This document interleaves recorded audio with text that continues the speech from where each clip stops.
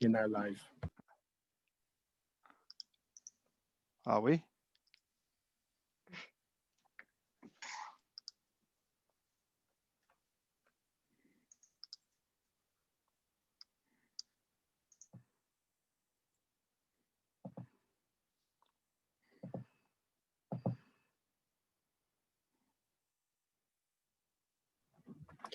everything's live now, Matt. I'll hand over to you.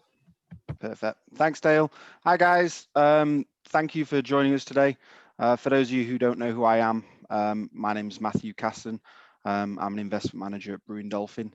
And big thank you before we start to the Fashion Network for helping put on today. And most importantly to Katie for providing us with what will hopefully be answers to some very interesting questions. This is part of a collection of webinars that we're putting on to hopefully help business owners understand the process and the various different investment partners that they can go through and the guidance that can get along the way.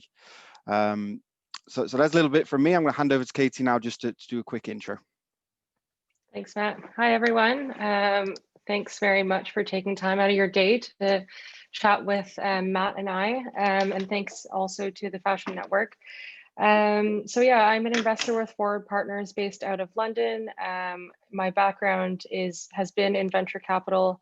Prior to Forward Partners, I was at Vantage Capital, which is a Series A fund based out of Vancouver, Canada. So at Vantage, I specifically focused on B2B SaaS deals. And then I moved over to Forward Partners just over a year ago, where we're investing in pre-seed and seed stage companies across applied AI marketplaces and e-commerce. Perfect. Thank you, Katie. Just to sort of make sure everyone understands, we are live. We're happy to take questions as and when they come through. Just put them in the chat bar and I'll come to them when I can. But I have got a list of questions which I'm going to start now. Katie will provide answers. If there's anything that you want to expand on, again, just throw it in the chat bar and when we can, we'll come to them. So first thing we're going to sort of talk about is sort of the basics of what Forward Partners can do and sort of where they fit in the investment universe. So well, over to you, Katie. Where do Forward and Partners sit in today's investment universe? So we invest at the earliest stage of a startup's life. So that is pre-seed and seed. Sometimes we're even investing at the idea stage, which is before a company is even incorporated. And so our check sizes on the pre-seed side are between 200K and 500K, and on seed side between 500K and 2 million pounds. We do invest with the intention of following on till exit, but post a Series A is not a fit for us. Oh, perfect. Companies like your own are very important in today's economy. Sort of where do they fit in the economy, and what is it they help sort of bring to the economy, just so we get an idea of why Forward and Partners and why institutions like you exist? Yeah, absolutely. So VCs, I'm sure you're all aware, we invest in businesses with high growth potential from idea stage through to growth and then exit. And we invest in exchange for equity in the company. We provide board support, we provide business expertise alongside our investments to essentially help you scale and grow faster. So get to where you want faster. And data shows that VC-backed companies are likely to achieve greater success and contribute more significantly to the aggregate economy. And I have some stats based on TechNation's report from 2019 that shows, so in 2019 was a record year for the UK. We invested 13 billion into UK startups, which was up 44% from the previous year, 2018. And just to put that into perspective for everyone, we received more investments in the UK than Germany and France combined. And our investments accounted for over a third of total investments in all of Europe. So these going back to why this is important, is that these investments go into high growth companies. They're spurring a lot of innovation and they're creating high skilled jobs for lots of people across the country. That's brilliant, thank you. So I suppose we all owe you a debt of gratitude. Yeah, I got my words wrong already. So let's learn a little bit more about sort of Forward and Partners. How many companies are you currently invested in? How many people are in the organization? Just a bit more sort of generally on Forward and Partners. Yeah, so we've got about 60 companies in our portfolio. We're in Fund 2 right now, which is sitting at £60 million. We've got 20, so there's 5 of us on the investment team and roughly 20 on the studio team. And just to add more color to that, so the studio team is all operational support that we offer to our portfolio companies. We operate, so I guess you could compare that to an accelerator, except that we just have a bit more skin in the game. So we're providing that operational support once you're a portfolio company of ours. And so, yeah, just to put that into perspective, 5 of us are in the investment team, 15 are roughly across tech, and then the rest of the 5 are span sort of marketing and recruitment. And so we do offer quite a bit of support in addition to the capital that we're putting into the companies. And then to give you an idea of how many companies we look at any given time, I'd say across the investment team, we're probably looking at maybe 25 deals at a time, and over the year, that's 4,000 deals. So quite a few. So actually leads me very, very nicely onto my next question is your job title is that of an investor, which you can read a lot into. What's your average day? What do you do when you get up in the morning to closing the laptop down, if you ever get the chance to close your laptop in today's world? To be honest, a lot of meetings, and lately a lot of Zoom. So I'd say on a good week, I'm taking 6 first meetings a week. In between that, there's a ton of research on, those markets, those competitors. I'm trying to convince myself whether this is a company worth pursuing or otherwise. As a VC, and I'm sure as many other people as also, you're trying to make your time as efficient as possible. Yeah, I'm sure a lot of people can relate to that. So I'd say it's split between deal sourcing, portfolio management, and then more general responsibilities. And just meetings between founders, portfolio founders, other VCs, internal meetings. Yeah. You sort of hinted there at the amount of time you sort of spent on Zoom, which I think we all have probably far too much in the last sort of 9 months. There's been, the case that lots of people, while they've been at home, have been a bit more creative perhaps than they've been in the past. Do you think coronavirus is, you've seen more slide decks because you've got more people trying to be innovative and create new businesses? Is that, have you seen that come through, or is that more just headline news? It's hard to say. I'd say at the beginning of the first lockdown, there was definitely a surge in applications to our website. And I think, unfortunately, a lot of people were furloughed, but fortunately, they gave them some time to work on some of their side hustles and really figure out what they were passionate about.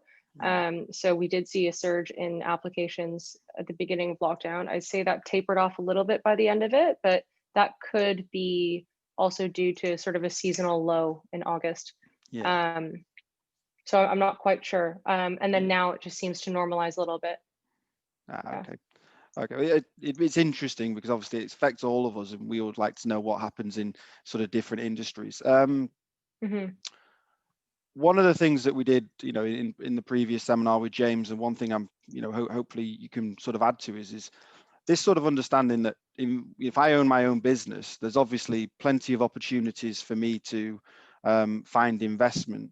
One of the things that James was particularly keen on, I know I've spoken to other people, is it's not a case of just finding investment, it's a case of a good fit. How does that work, Forward Partners? How do you work out what a good fit is for you and for the investor? Sorry, and for the business owner? Okay, sorry. So the question is, how do we figure out if a company is a good fit for us? Yeah. So every fund will have sector focuses, some sort of investment mandate that might be a sector focus, that might be a stage focus. Most will have both. So for us, it's anything pre-Series A, and our sector focuses are applied AI, marketplaces, and e-commerce. We're fairly industry agnostic, but funds will also have preferences or tend to shy away from certain areas. I think a lot of people would say hardware or offline businesses are something that you tend to shy away from. They can get quite complex, and margins can get stretched thin easily with hardware businesses. So, I mean, I wouldn't like to close doors to any businesses that, you know, don't fit within those sectors, but there are definitely 3 areas that I'd say are important to us, which is the market size, the team, and then the product, probably in that order. Perfect. That's great. We've got a couple of questions coming through on the chat now. Sure. So Umar asks, I've heard before that clothing lifestyle brands wouldn't typically get funding from investors, yet companies like Outdoor Voices have managed this. What are the factors that would influence investment for startup clothing lifestyle brands? Yeah, I wouldn't say, so we have a few investments in this space. We've invested in Threads, we've invested in Spoke. I think people tend to shy away from physical goods just because you have to deal with manufacturing and suppliers and delivery and logistics, and then margins can get stretched kind of thin, and you're really looking at your unit economics there. So make sure you're on top of all of those things. And it might be helpful to even go to a fund that specializes in e-commerce or consumer. Like a lot of people, the last fund that I was at, we wouldn't touch any consumer. That's just because consumers are a bit fickle. You know, you like one thing and then you don't like it anymore and you return it, and all of these things. So, you know, forward, we invest in e-commerce, but we're also a little bit wary of sort of D2C and that type of model. Again, because consumers are less predictable than you know, B2B enterprise type deal. That's not to say that there aren't people who won't invest in it. I'd say just kind of do your homework and make sure you're going after the right investor, because those who know what they are doing and they have domain expertise will be able to pick out the winners quite easily. Perfect, which kind of leads me on to my next question, and slightly what Erin was asking as well. As a business owner, if I'm looking for an investor, how do I find, how do I get my pitch deck to you? How do I find investors like yourself? And then if you've got a pile of slide decks on your desk, or more likely in your Outlook at the moment, what makes one stand out more than the other? Was Erin's question. Okay, so for the first one, I would say that office hours is, so for us specifically, we hold office hours once a month, and that is 20-minute meetings with someone on the investment team since 2018. So we've been running it for about 6 years, and we were one of the first to do it. And now there's a number of other pre-seed funds that do that. And it's a great way,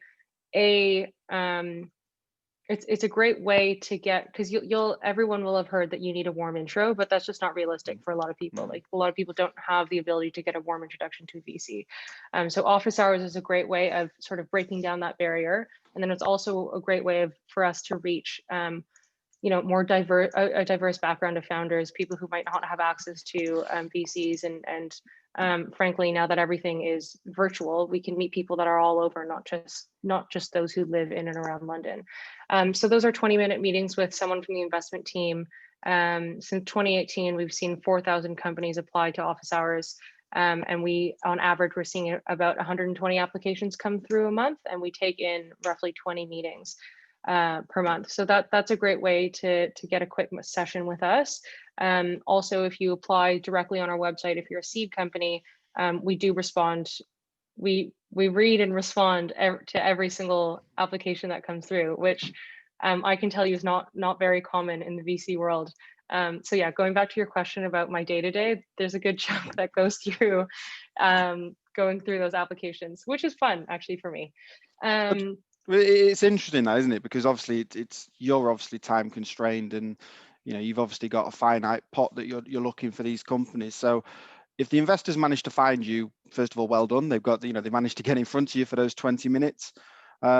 It's sort of the next step is, if I'm meeting you face to face, again, what is it that helps me stand out? So so I'm going to go back to that market team and product. So, and on the flip side, actually, what's interesting is that when I looked at all the office hours applications that we went through and sort of passed on, the top 3 reasons for passing on an office hours application in this order was product vision, market size, and competition. And those 3 reasons out of the 10 or 12 or so accounted for 77% of the reasons we passed on those like 10,000s of applications that we've seen. So then going back to your question, what matters most to us is market size. And that market size meaning, is it large enough? And for us, that means 1 billion in the UK. Is it large enough? If it's crowded, you know, are you differentiated enough from the incumbents and from the other well-funded companies that you can get enough share of the pie? And if it's not crowded, make sure it's large enough, because if it's not crowded, you know, what are we missing? Why are other people not innovating in this space yet? How big is that opportunity? Is it growing fast? And are there specific trends right now that are saying that, you know, that right now is the time? So that's market size. The second one that's most important is team. You can have a great market, you can have a large market with a great opportunity, you can have a terrific product, and if you don't have the team to execute, then, you know, nothing's going to come of the company. So build a great team around you and explain to us, you know, what your unique advantage is. What unique advantage do you and your founding team have that other people don't, and why are you poised to win, essentially? That can be domain expertise, academic expertise. It could be a whole load of things. It could be the IP you've built, your network. There's tons of things. You don't have to have gone to, you know, Oxford or Cambridge to say I'm a great founder. There's tons of ways to look at that. And then the third one, which I think most people might have thought were first, is the product. Yeah, if you find a really interesting, believe it or not, if you find a really interesting opportunity and you are a, you know, class A founder who can really execute, you could probably sell a good product that isn't much of a product. Yeah. I don't know if that's good advice, but No. it's the fact, it's the truth. Yeah. And so product is kind of third. Obviously, we're looking to invest in great products, but I'd say that that's the reason that it's the order. So in the product, you're looking at competition. You know, what's your differentiator? Why are you poised to win? Do you have any IP around it? Just the general. So my next question was actually going to be: is there anything I shouldn't do, or definitely shouldn't do? So I suppose is to make sure I'm ticking these boxes that you're asking for is number one. Is there anything else particularly that you see people come in with that's an immediate turn off, or is it, you know, you're prepared to look through because you understand some of these people, these business owners may not have been in this position before, so you have to be sort of forgiving on certain areas? I try not to dwell on negatives. If I were to give advice, I'd say, so if I was specifically looking at the deck, sometimes you'll get an eye roll out of me if the market size says like a trillion pounds. It's like, okay, you're not, you know, maybe, but probably be realistic. You know, it's pre-seed. There's a very fine balance when you look at any part of the business between, you know, realistic and optimistic. And I think market size is one that everybody hears, oh, investors care about market size, investors care about market size. But if you go too large, it's kind of, it's just a bit unrealistic. And then I'd say, it's not a must not, but maybe a piece of advice is just to do your research on the fund. A lot of times you'll see, you know, if you're at the pre-seed or seed stage, you don't need to go out and reach out to Series B investors when you're raising a seed round. People are busy, and it's not appreciated, that mentality of why not, it can't hurt. Whereas like if you played it right, a lot of Series A funds and investors are open to having conversations sort of early and nurturing that relationship. And they could potentially be an investor at your next round, but be smart about it, kind of thing. We've got quite a few questions that have just come through. Okay. So Shadia, sorry if I've pronounced your name wrong. What kind of business startups do you invest in? Is it only fashion? I think you covered that one. Applied AI, marketplaces, e-commerce, fairly industry agnostic, try not to touch hardware, try not to touch sort of offline businesses. Do you consider startups that are pre-revenue? Yep, yeah. We'll invest day zero. Perfect. Benedict asks, how do you describe the journey from when Forward Partners commits to funding a startup, duration, closeness of relationship, which is pretty similar to some of my next questions. So thanks for that, Benedict. So post funding, sorry, I'm just reading. So his question is sort of the relationship with the investor is how long do you know it's going to be? How close are you working? Yeah, I'd say we're like very active investors. Most investors will, some of them are just check, some of them are check and some board support, some of them, check, board support, business expertise. Lots of funds are from, lots of partners will be operators themselves, which is the best kind of advice you can get, because those people have domain expertise. They've built big businesses in the past, and they've been in your shoes at some point. And so that's the type of advice you want to get. And that's great. And some funds will offer recruitment support. I mean, the last fund I was at, we used to joke that we were a headhunter essentially, but Forward kind of, without tooting our own horn, kind of does it all. So we offer, for our pre-seed companies, we offer free office space to sit in house with us. And the idea there is we want you to use our studio team as you build. They help you build the product, they help you launch the product, and then they help you grow.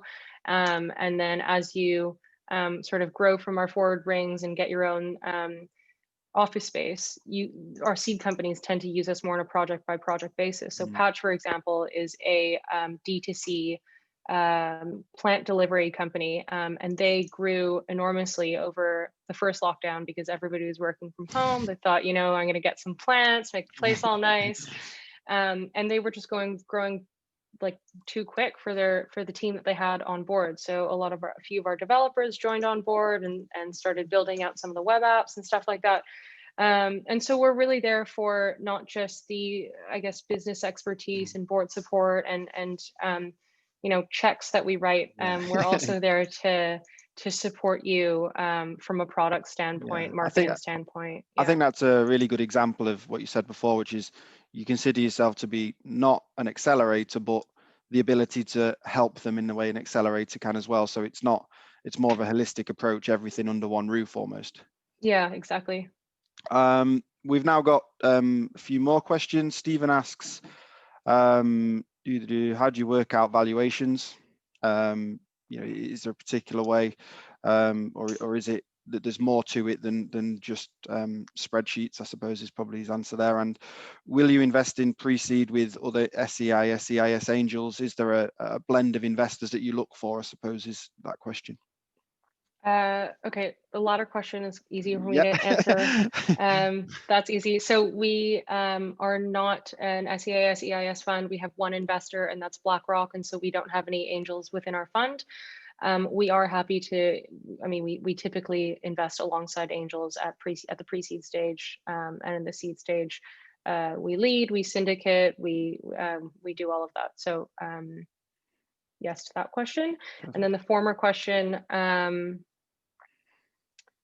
what was that one? Valuations. Valuations. Yeah.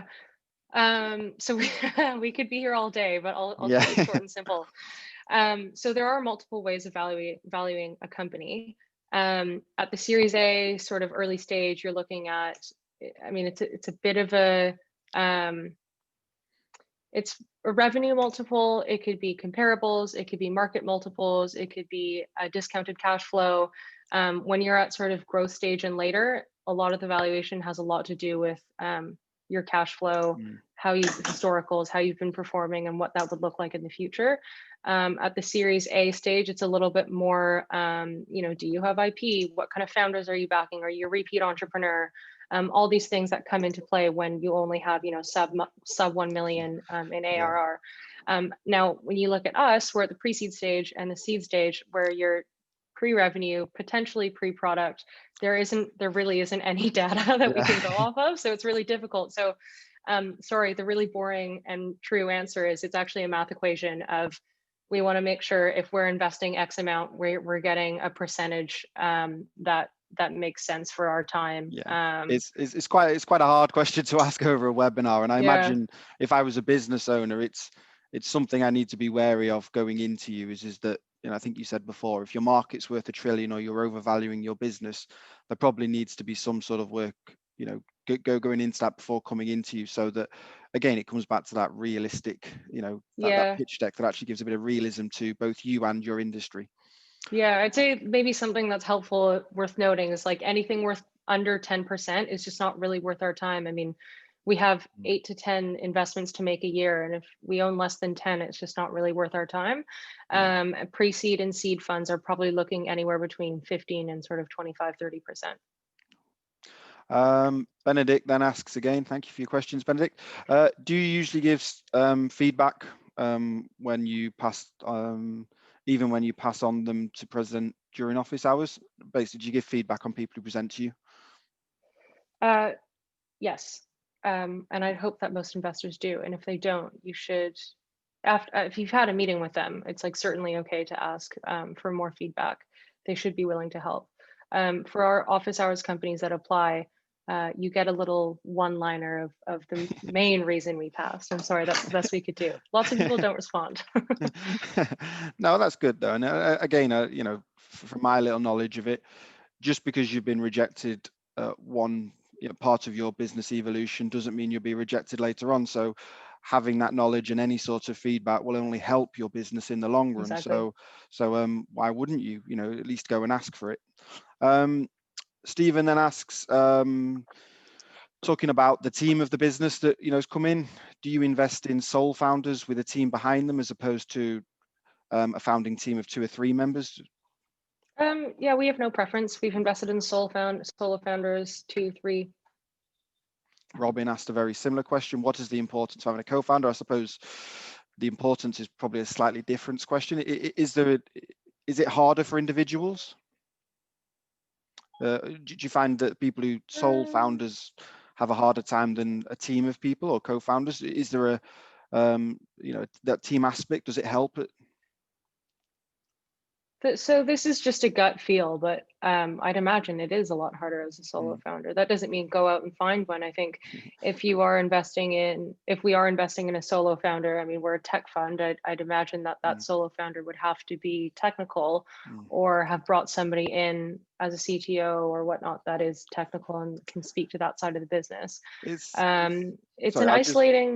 go ahead. I think it's an important question, but also I think it sort of emphasizes the importance of picking the likes of forward partners or someone who's a very good investor around you. So it's not just the founders that's your team, it's your advisors around the team, and that's anyone you bring on in any capacity to help you, whether it's someone helping out with your website or something on those lines. It's a bit more than just founders, I think, is probably sort of my take on that. It's a team of advisors as much as it's a team of founders.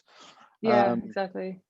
And especially at the pre-seed stage, I think one of our portfolio founders referred to us almost like a co-founder, which was nice. but that's what it is, isn't it? In the businesses that you see succeed, it doesn't matter how many people started with the initial idea. Is Gymshark's the obvious sort of example. He created £1 billion business on the fact of knowing his limitations and allowing people who were better than him to do the things they were better than him. Yeah. Let's move on. We've got, what's the best way to build a team? Do you recommend? Do you recommend if there's a best way to build a team, or sorry, Anna, I hope that's what you meant by that. I'm not sure I have any insights on that, to be honest. It's hard at the pre-seed stage when you haven't really, when I mean, at least if you know your gaps, that's one start. But to be honest, I don't really have further insights there. I mean, there's companies like EF and Antler who will set you up with a co-founder. But that's the best I can offer there. Jean asks, what are investors looking for when investing in a startup, and what equity did the investors usually expect in return? It's quite a hard question to answer without any sort of depth of information behind it, I'm afraid. But what equity do you typically expect? Is it based on the return that you can potentially receive? And what are investors looking for when investing in a startup? So what equity? I'd say pre-seed stage is kind of 20-30%. Seed stage, yeah, at pre-seed and seed is kind of anywhere between want to say like 15, 25, give or take 5%, and then Series A, like at least 10% for sure. Kind of 20% is a target. And keep in mind, like investors will probably get diluted as you continue to raise more and more funds. So that's why we look for such a big chunk at the beginning. And then in terms of what we look for, just again, going back to market, team, product, those are the three common denominators for sure in any good company. So I'm glad to say we've still got plenty of questions coming through. First one from Jamie. Have you got any space left at office hours on Thursday? I'm here. Sorry. No, Thursday is full, but the next one is December 11th, I think, and it'll be updated after this Thursday's. But yeah, keep the applications coming. I will get back to you as soon as possible. Every Monday afternoons actually is when I go through them. So there you are, there's your target. Do you invest in app startups in the online dating sector? It's quite specific. And is sustainable fashion something your company is interested in investing in? Dating sector, we tend to, I mean, it's not a hard no, but we're a bit wary of that sector. And then on sustainable fashion, yeah, absolutely. I'm interested in anything that's sustainable, sort of closed circle fashion startups. We've seen a number of those come through our doors. I think having said that, there have been a number come through our doors. So there's got to be a real differentiator there. And if you can't prove traction at the pre-seed stage, there's got to be some way you can prove demand. Yep. What is the percentage of investments made into pre-revenue companies, and what do you need to see to invest in a pre-revenue, low-revenue company? I think you covered that second part already on the size of the market was a big part of that. Yeah, so pre-seed, pre-seed check sizes are between 200 and 500K, and then seed check sizes between 500 and 2 million. There we go. I hope that answers your question, Peter. After the 20-minute office hours, what would be the next steps for a business you're interested in? What is the turnaround time like? So after office hours, later that afternoon, the investment team will get together. We'll discuss the founders that we met over that afternoon.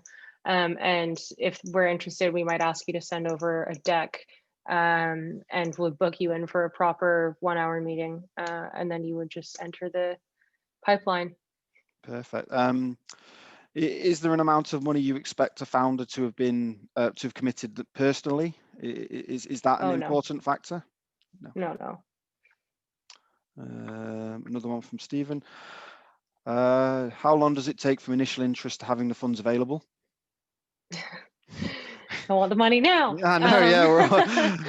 Yeah.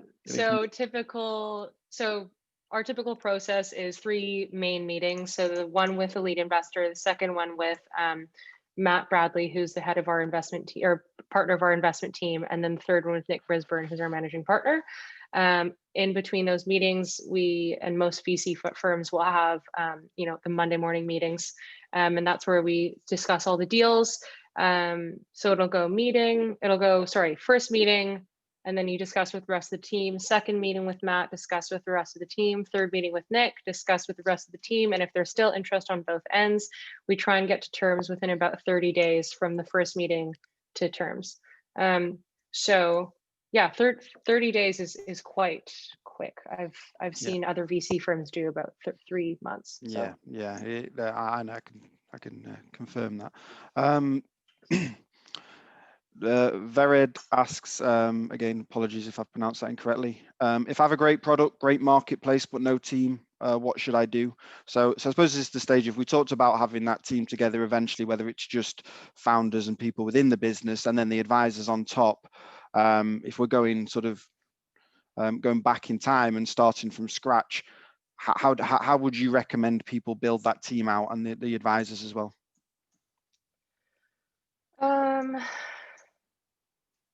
So on the advisor side, I'm not sure I can comment on that one. I mean, obviously it has a lot to do with networking and outreach. And if there's people in the industry that, you really look up to, it's worth just cold emailing them and reaching out. And if it's a great idea and they, you know, believe in you and the pitch that you're offering, who knows, they might be willing to help and even offer a phone call, and maybe that will bloom into an advisor relationship. In terms of the team, I wouldn't say that you necessarily need a team around you going into, you know, looking for investment. Like lots of the time when you are looking to raise funds, like a big chunk of those funds are going to hiring a team. Now, I would say though that if you feel like it's a co-founder that you're missing, like you're a non-technical founder and you want a technical founder on board, and there are some big gaps that you see in order to get you from, you know, get it over the hurdle to a viable investment, then it might be worth having a look at who might be a great fit as a co-founder. But I don't think you need to build a team. Actually, you certainly don't need to build a team in order to go out for funding. Usually that's what the fundraising is for. Yeah, and I'll add to that, because I deal with plenty of advisors and investors myself, and go and find the people you want to work with. You know, what's wrong with asking them? You know, if they say no, they say no. Why wouldn't you?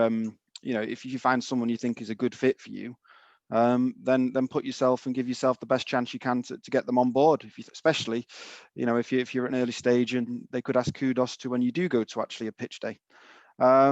Afan, nope, the chat's working absolutely fine for me, so I can see what you're writing. Don't worry about that. Anna asks quite simply, if I want to, you know, hopefully meet up with you on one of these days, how do I initially contact you? So I'm at Katie at katie@forwardpartners.com. And then, like I mentioned, office hours is also a great way to get in touch with our team. Then we've got,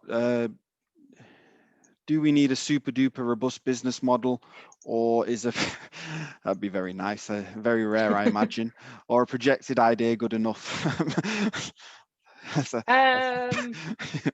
I'm assuming you're sort of pre-product, pre-revenue. Well, I don't know what's super duper robust and what's super robust, but I think, you know, you need a solid business model. It needs to make sense. I'd be unsure if there is such a thing as a super duper robust business model myself, but good luck if you can find one. But yeah, I'm sure we'd all appreciate this. What I'm going to do now is I'm just going to leave the chat for a while and just come back to some of my questions, just to hopefully sort of continue the story. But keep putting the questions in. We'll come back, you know, as long as we've got time. One of the other questions that constantly gets asked is, how much should I be raising for? So, you know, a big number can be scary, but if you're planning, you know, it's a 3-year project, is that a problem? Equally, if I'm coming to you for investment and I'm proposing a number, however big that may be, but actually it only covers year 1, is that a lack of foresight on my part?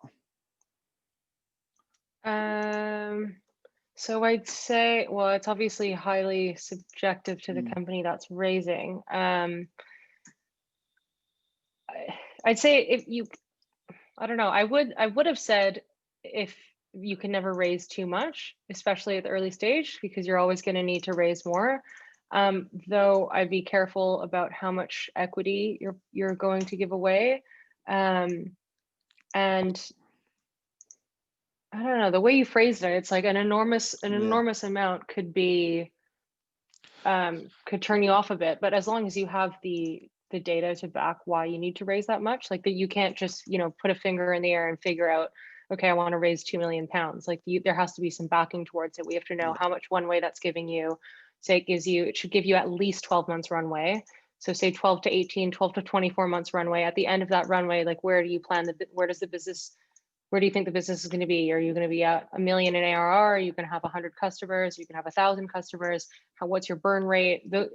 It should be backed with data, even if it doesn't work out that way. Like there should be a reason to the amount you're raising. And then I'd say if you're raising too little, that shouldn't be a problem. Like the VC that you're working with will probably tell you if they think you aren't raising enough. Again, you should be raising at least 12 months. Like Like, we don't want you to, and you shouldn't want to waste your time fundraising. Like, fundraising can be a 6-month game. And you're the CEO of your company, you're early stage, so you're probably also the salesperson and the product person and the marketing person. So we want you to get back to your business. We don't want you wasting your time continuously raising money. And so if we're interested in investing and we think you're raising too little, like, we'll probably either suggest we invest more or suggest we bring in somebody else to syndicate alongside us. No, that's I think that's good. Thank you for that, Katie.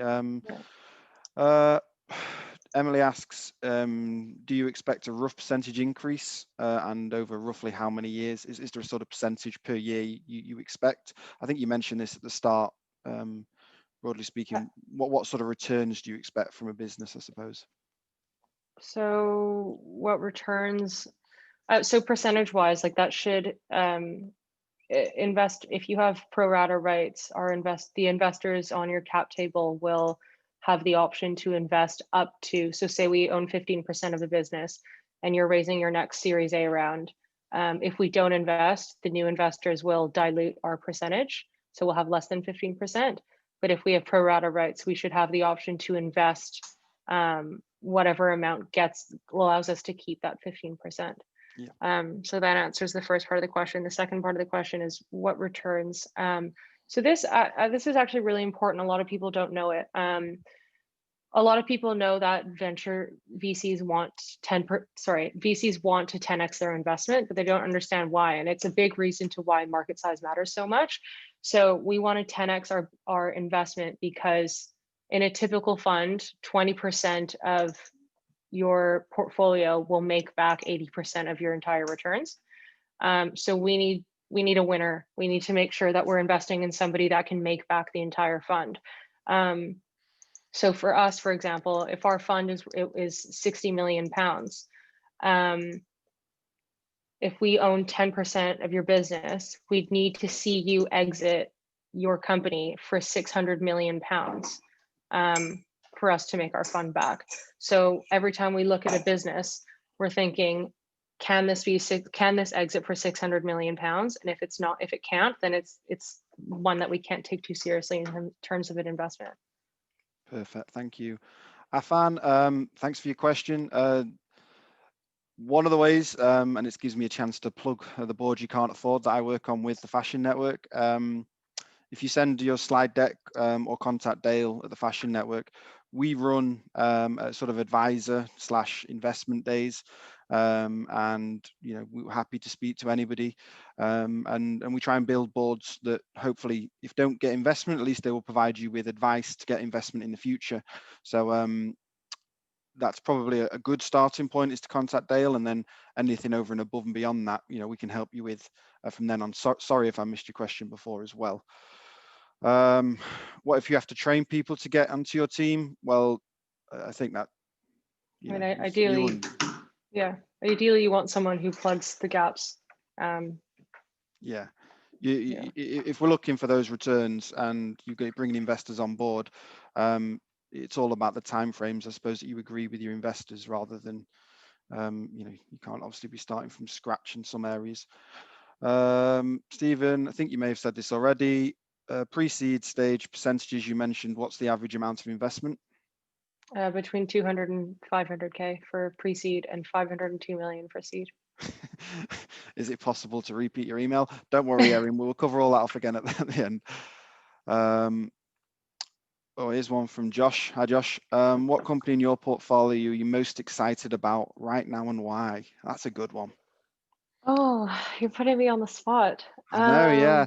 It's a bit of an unfair question, that, because that's to prioritize their investments, and I'm sure they're all fantastic and they're all going to do really well. Exactly. What Matt I think said. We'll leave that one there. I can't ask you to answer that, Katie. Sorry, I'm reading them as they come through, as I'm sure you'll appreciate. Okay. So, thanks for that, Dale. Someone who is not business minded but has a business model, will you assist and help in all aspects of the business? Quite an open question, that, Tabassum. I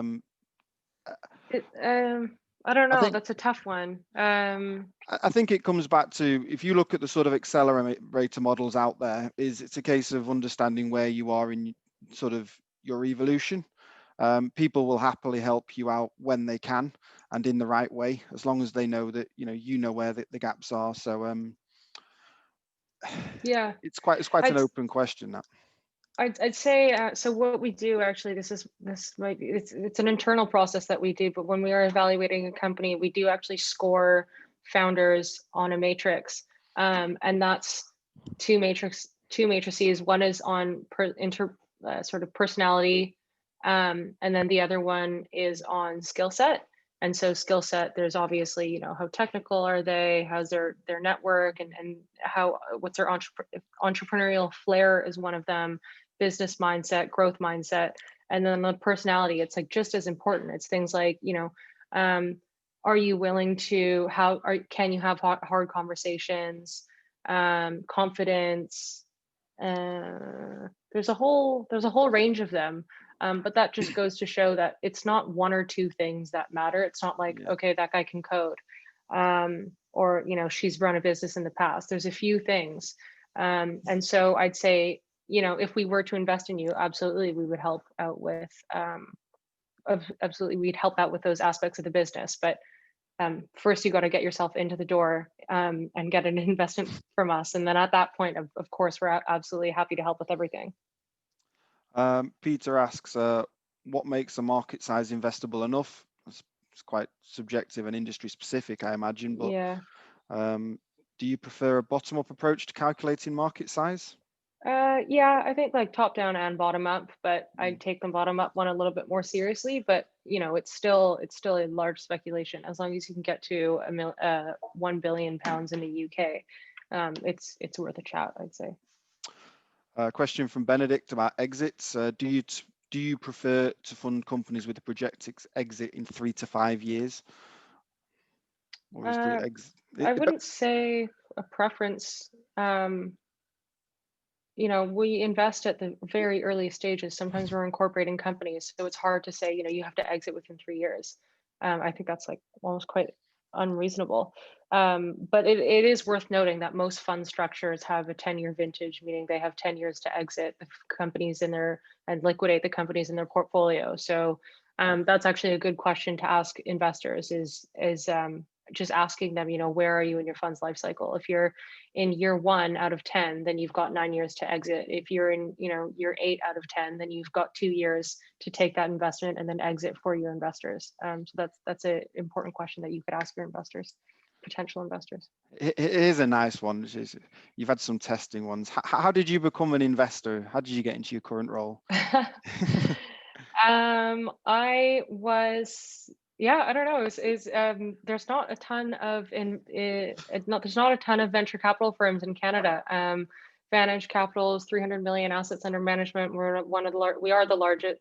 They are the largest VC firm in Western Canada, and they actually started out as a gaming fund. I don't know. It was less competitive then. I don't know if I'm doing myself a disservice by saying that, but it was less competitive then.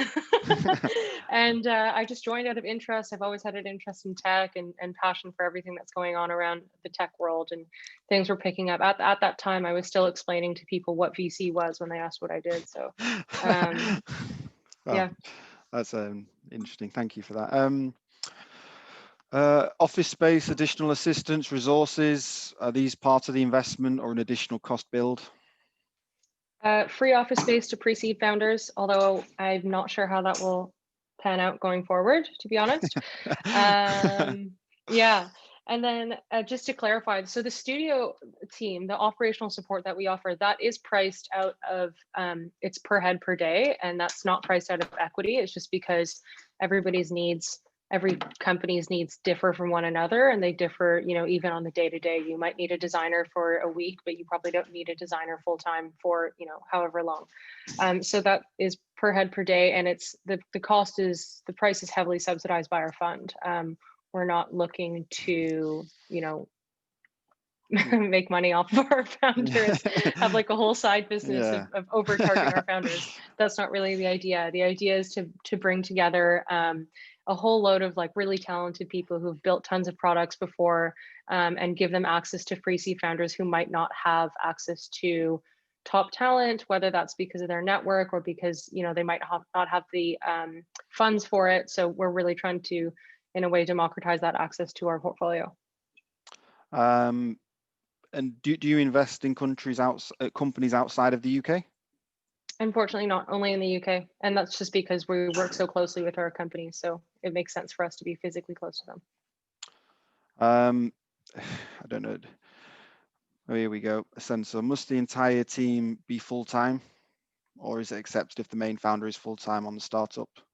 No, for us, it doesn't matter. I mean, pre-seed stage, sometimes we're investing in companies that, or in founders who are still full-time. Obviously, once we invest in you, you should be full-time. Question from Stephen.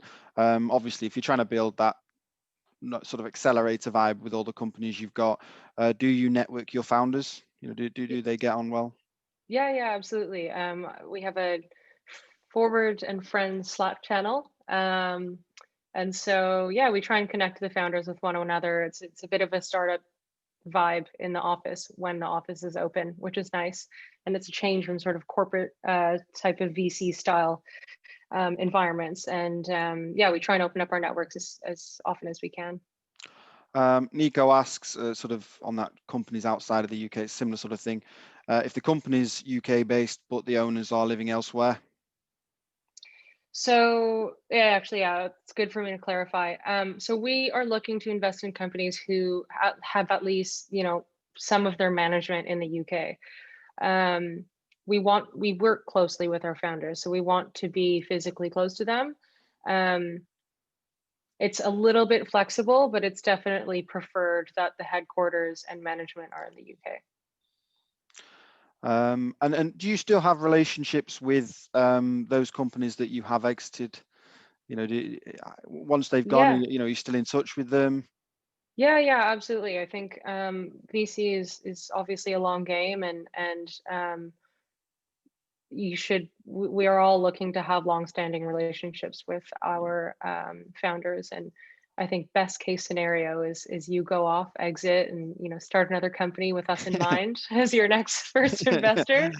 But yeah, I think it would be an absolute shame if you went through all of that together and didn't have a good long-standing relationship. So yeah, absolutely looking to stay in close contact with our founders. Question from Emily. What do you find the best approach to the founder's salary within the investment? How should a business owner consider their salary in relation to the investment they receive? That's an interesting one. Maybe a bit of a touchy one. I think I can't really give a straight answer, but it should absolutely be like an understanding between you and the investor. Like, no, I hope no investor is like super evil, but we're also not looking for our investment to go directly into your pocket. So there's like a fine balance, and you should be able to openly have that conversation with investors. One anecdote is I think it's founders get paid a little bit better here than what I was used to seeing in Canada. I don't know if that's just from the pipeline that I saw, but it like absolutely your investor should be open to it. Another question is, if I come and see you on those pitch days and we manage to get to the stage where we have a sort of more in-depth conversation, what questions should I ask you? So asking where you are in a fund's life cycle is an interesting one. I don't know, honestly, like take that chance to pitch us. You know, good companies will have hopefully lots of term sheets. And so a lot of the times with really good companies, we're having to the tables are turned, and we're having to pitch you why you should take our money. You know, it's not often that we're begging you to take our money, but it happens. It happens, and it's good to know that you're interested in taking smart capital instead of just taking any blank check. So ask us what we can do for you. What doors can we open? what can we offer you that other VCs can't offer you, and just really give us that chance to tell you why you should take our money. It's important, isn't it? Because it's a sales pitch both ways, essentially. You know, if your business is a very good one and you end up with multiple options, if you're fortunate enough to be in that position, you want to know that your boxes are being ticked as well. So yeah, exactly. And you don't get very often. You're going to get few opportunities to ask those questions before you agree. So you know, just take advantage where you can. Good question from Adasola. There's a disproportionate amount of startups in London.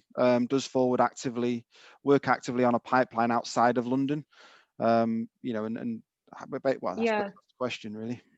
Yeah, I mean, that's something that we flagged earlier on this year. And I was just getting I was just getting our not remote, it was kind of like on the road office hours. I was going to come out to Manchester. I was going to go do a good tour, which would have been great because I haven't made it out to London outside of London since I moved here. But obviously COVID hit and disrupted that amongst many other things. But the good thing is that now with office hours, we actually can hold those meetings. And I've just started to track where our applications are coming from, because it's really interesting to see the spread across the UK. It was absolutely something we flagged before as an issue, that we were only disproportionately seeing London-based companies. But now that everything's remote, it's picking up, which is great. Yeah, and hopefully, as a proud Mancunian, that will include us. Question from Gene, which I suppose is looking at things from a slightly different view. Obviously, we want every company that we invest in to be extremely successful. Some of them won't be. How do you take back the funded money? Is what she's put. We don't. That is the risk of the business that we're in. I mean, I could go into more detail. I mean, you could sell any shareholder can sell their shares in secondary sales for a certain price at the end of the day. Like, everything has its price. You can't, if there is an exit, there's depending on how the cap table looks, there's some shares that sit on top of the preference stack, and so some people might get paid out while others might not. There's just some nuances to it, but at the end of the day, it's the business that we're in, and that's why earlier I was saying that only roughly 20% of a fund, 20% of your portfolio companies will make back 80% of the entire fund. And so there are some winners and there are some non-winners. And that's the investment game, I'm afraid, Gene, is you accept the risk when you go into it. And likewise, that there's no guarantees on for either party. They're not the answer to everything that you're going to ask of them. And likewise, they're not expecting you to have every answer and be the complete package on day one. And they'll understand that, anyone who comes to them may not be successful, no matter how good they are. It may be out of their control. Good question from Imran. Do you approach companies? And if you do, what's the ratio of pitches you get that you go and ask for? I suppose did you go and proactively search for companies that fit your criteria, or are they mainly sort of inbound? So at the pre-seed and seed stage, it's mostly inbound. So like I said earlier, since 2008, the beginning of 2018, so in just 2.5 years, we had 4,000 companies apply to our office hours. And the reason we try and do a lot of content, marketing, things like that, so that people know. Well, the difficulty with pre-seed companies is that sometimes the founders, they don't have a website, they don't have it on their LinkedIn, they're not, they might be still working full time, so it's really difficult to source people outright. We've tried LinkedIn chatbots, like we've tried a ton of things, but I'd say it's definitely more inbound than outbound. Outbound, in terms of outbound, like I try and go to as many events as possible. Referrals are a big one. And then as you get higher and higher up, so Series B and above, it's mostly VCs sourcing companies. So Perfect. There's that switch. Yeah. A quick question, if you know the number, if you don't, how many investments have you made since March and in what verticals? Any idea? It's quite since March question. So basically over lockdown, 1, 2, 3, 4. Perfect. But 2 of them we met pre-lockdown. So that gives you hopefully your answer, Jamie. Afan, you've got plenty of questions there. If you contact Dale, will drop you a line on that email address straight away. I'm afraid we've pretty much run out of time now. There's only seconds left. So thank you all for joining us today. A big thank you for Katie for the insight that she's provided. Again, you know, is the Fashion Network and Brewin Dolphin run the boards you can't afford, and we're very much looking forward to you sending in any pitch decks you've got. You know, we'd love to hear from you and having follow up with you. And if you have any questions based on today, or any questions based on any other type of investor that you'd like us to meet in this series of webinars, then please let us know. But thank you so much for your questions. You've certainly covered a lot of bases. But if I don't hear from you, bye. And they went before I said bye. Wow. Thanks so much, Matt. Well, I'm sorry. It's every now and again I was reading questions and I realized that they weren't. I think you're still live. Still live.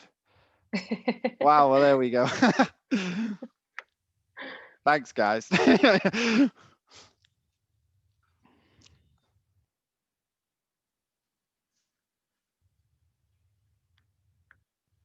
Cool. Thanks, everyone. Am I